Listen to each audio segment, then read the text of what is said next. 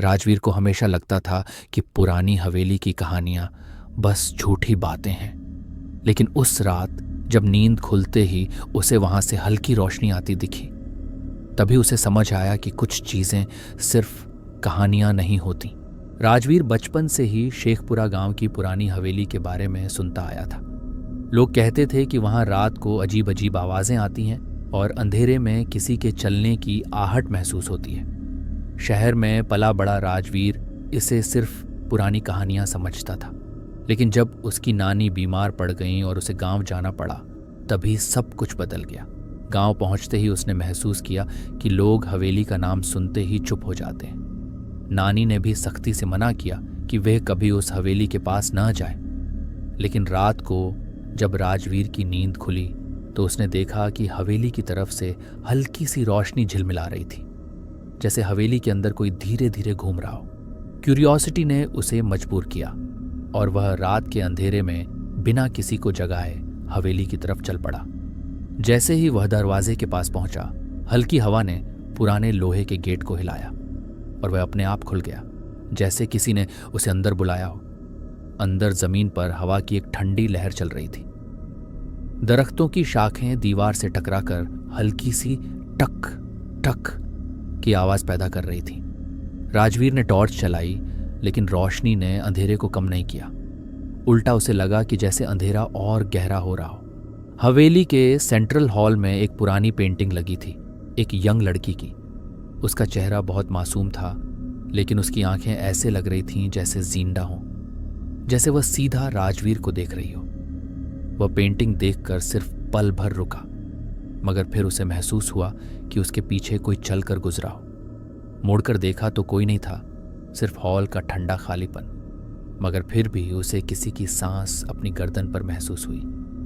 वह डर के बावजूद आगे बढ़ता रहा। सीढ़ियां उतरता हुआ उसे नीचे से हल्की सी रोशनी और किसी के चलने की आहट सुनाई दी। नीचे बेसमेंट का दरवाजा आधा खुला हुआ था, जैसे कोई अभी अभी अंदर गया हो।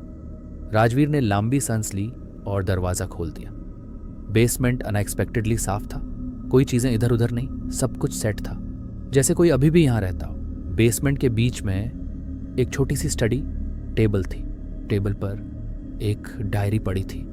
राजवीर डायरी खोलते ही जब वह पहली लाइन में ही पढ़ता है तो उसके हाथ कांपने लग जाते हैं। अगर कोई ये डायरी पढ़ रहा है तो शायद मैं अब जिंदा न रहूं। डायरी किसी अनाया नाम की लड़की की थी। उसने लिखा था कि इस हवेली में रात को कोई उसे बुलाता है, कोई दरवाजे खोल देता है, कोई उसके बेड के पास खड़ा रहता है। अनाया की आखिरी एंट्री थी, आज रात अगर वह फिर से आया तो मैं इसी बेसमेंट में छुप जाऊंगी। अगर मुझे कुछ हो गया तो इस हवेली से भाग जाना। डायरी पर फ्रेश मिट्टी के निशान थे, जैसे इसे अभी किसी ने हाथ लगाकर रखा हो। इसी वक्त उसे बेसमेंट के कोने से हल्की सी सिसकी सुनाई दी, बिल्कुल हल्की, बिल्कुल नाजुक, लेकिन इंसानी। राजवीर टॉर्च लेकर स्लोली उस दिशा में बढ़ा, मगर जैसे ही रोशनी कॉर्नर पर पड़ी, वहां कोई नहीं था, लेकिन कुछ और था। दीवार पर खून से लिखा था, वापस मत जाओ, वो ऊपर है। राजवीर ने पीछे मुड़कर देखा तो सीढ़ियों के ऊपर कोई खड़ा था। रोशनी कम थी, लेकिन एक परछाई साफ दिखाई दे रही थी। एक औरत जैसी शक्ल, लंबे बाल और बिल्कुल सीधी खड़ी हुई, जैसे उसका इंतजार कर रही हो। वो हरगिज हिल नहीं रही थी, बस खड़ी थी स्लोली, और उसकी आंखों से दो हल्की सी रोशनी की लाइनें नीचे गिर रही थीं, जैसे उसकी आंखों में से रिफ्लेक्शन आता हो। राजवीर ने टॉर्च ऊपर उठाई, लेकिन जैसे ही रोशनी उस पर पड़ी, वह शक्ल हवा की तरह गायब हो गई। राजवीर दौड़ता हुआ ऊपर आया। हॉल में पहुंचते ही उसे हवा में एक अजीब सी खुशबू महसूस हुई, गीली मिट्टी और पुराने फूलों की मिलीजुली महक। ये वही महक थी जो डायरी पर भी थी, मतलब साफ था कोई अभी अभी डायरी हाथ में पकड़कर यहां से गया था। तभी पेंटिंग से एक आवाज आई, हल्की सी थक, जैसे फ्रेम हिलकर दीवार से टकराया हो। राजवीर ने मुड़कर देखा। पेंटिंग में लड़की की आंखें अब बाएं नहीं, बल्कि सीधा उसी पर थीं, मानो उसकी हर हरकत को फॉलो कर रही हो। वह डरकर पीछे ही हट रहा था कि उसकी नज़र पेंटिंग के नीचे जमीन पर पड़े एक दुपट्टे पर गई, वही दुपट्टा जिसका जिक्र अनाया ने डायरी में किया था। राजवीर ने जैसे ही दुपट्टा उठाया, अचानक पूरी हवेली की लाइट्स एक पल के लिए तेजी से चमक उठी और फिर बैंड हो गई।